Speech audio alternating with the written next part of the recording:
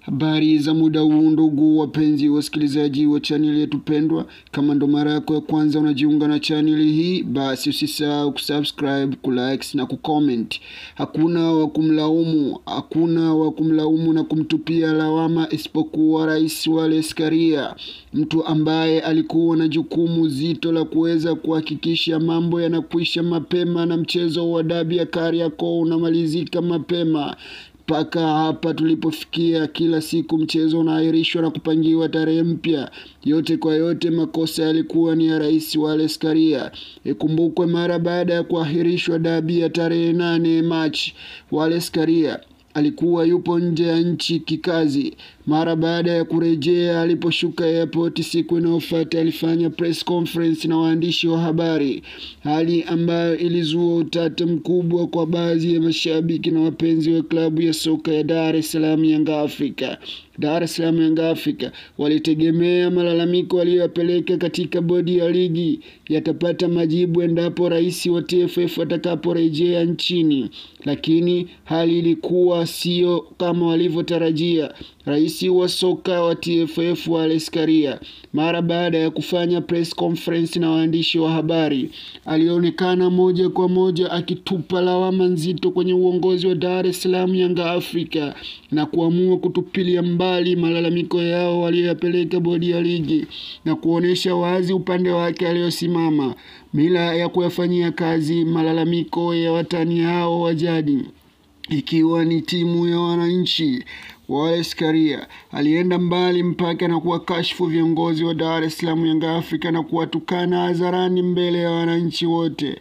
Wallace Karia hakuishia hapo, alifikia hatua mpaka kuwaita viongozi wa Dar es Salaam Yanga Afrika wacheza sinema, hali iliyowakasirisha vibaya mno viongozi hao pamoja na wapenzi na mashabiki wa klabu hiyo.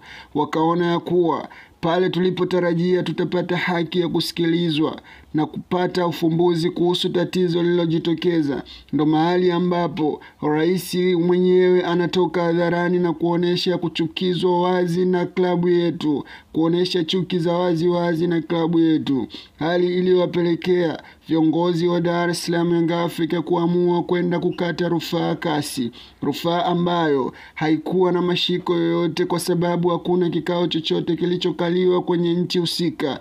Kasi waliamrisha Dar es Salaam Yanga Afrika kurudi katika nchi yao na kupeleka malalamiko kwenye shirikisho ambalo tayari rais wao hana mpango wa kuwasikiliza klabu hiyo.